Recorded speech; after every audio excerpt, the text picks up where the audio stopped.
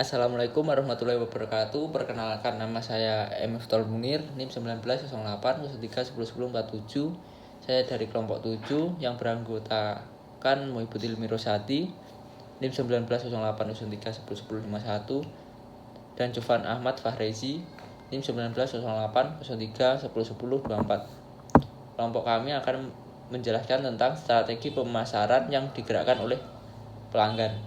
Yang pertama yaitu segmentasi pasar, yang kedua penetapan target pasar, yang ketiga diferensiasi, yang keempat positioning. Yang pertama yaitu segmentasi pasar. Pengertian dari segmentasi pasar yaitu membagi pasar menjadi kelompok-kelompok kecil dengan kebutuhan, karakteristik, atau perilaku berbeda yang mungkin memerlukan produk atau bauran pemasaran tersendiri. Yang pertama, menetapkan segmen pasar konsumen.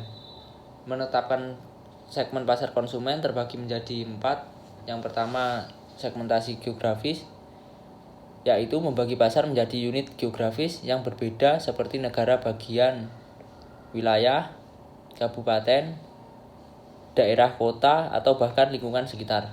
Yang kedua, segmentasi demografis, yaitu membagi pasar menjadi kelompok berdasarkan variabel seperti usia, jenis kelamin, ukuran keluarga, siklus hidup keluarga, pendapatan, pekerjaan, pendidikan, agama, ras, generasi, dan kebangsaan.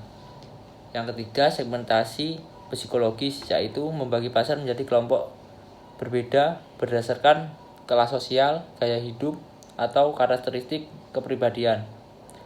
Yang keempat, segmentasi perilaku, membagi kelompok berdasarkan pengetahuan, sikap, penggunaan, atau respon konsumen terhadap sebuah produk.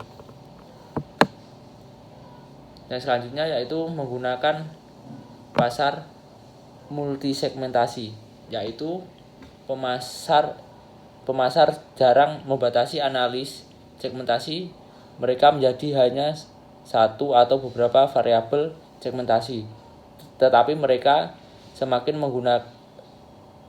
menggunakan dasar multisegmentasi dalam usaha untuk mengidentifikasi kelompok sasaran yang lebih kecil dan lebih terdefinisi. Yang selanjutnya yaitu menetapkan segmen pasar bisnis, yaitu konsumen dan pemasar bisnis menggunakan banyak variabel yang sama untuk menetapkan segmen pasar mereka.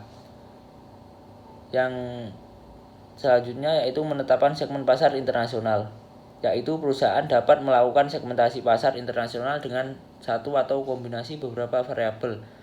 Pasar dunia juga bisa disegmentasikan berdasarkan faktor ekonomi.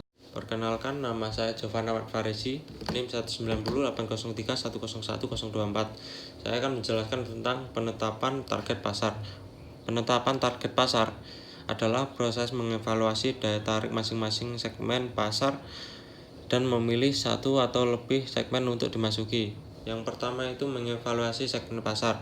Dalam mengevaluasi segmen pasar yang berbeda, perusahaan harus melihat 3 faktor, yaitu yang pertama ukuran dan pertumbuhan segmen, yang kedua daya tarik struktural segmen, yang ketiga tujuan serta sumber daya perusahaan.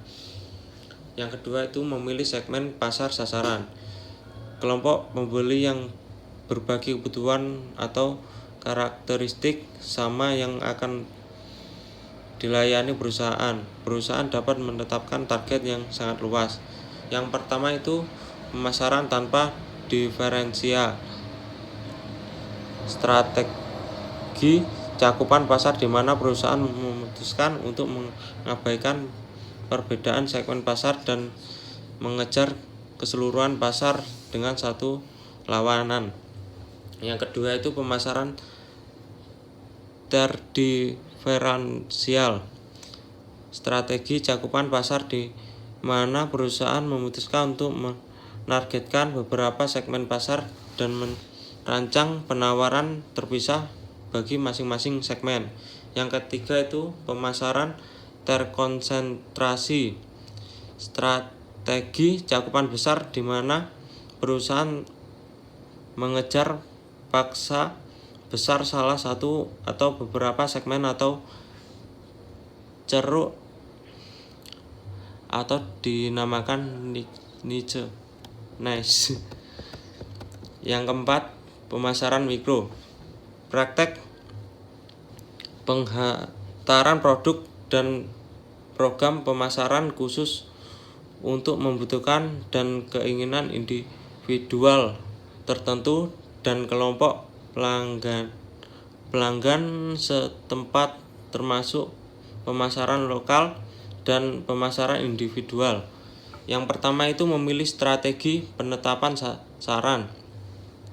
Perusahaan harus memiliki faktor strategi penetapan sasaran. Di antaranya adalah sumber daya perusahaan, variabilitas produk,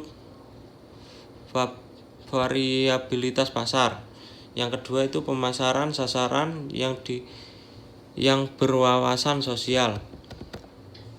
Penetapan sasaran yang cerdik membantu perusahaan menjadi lebih efisien dan efektif dengan memfokuskan diri pada segmen yang dapat mereka puaskan dengan sangat baik dan paling menguntungkan.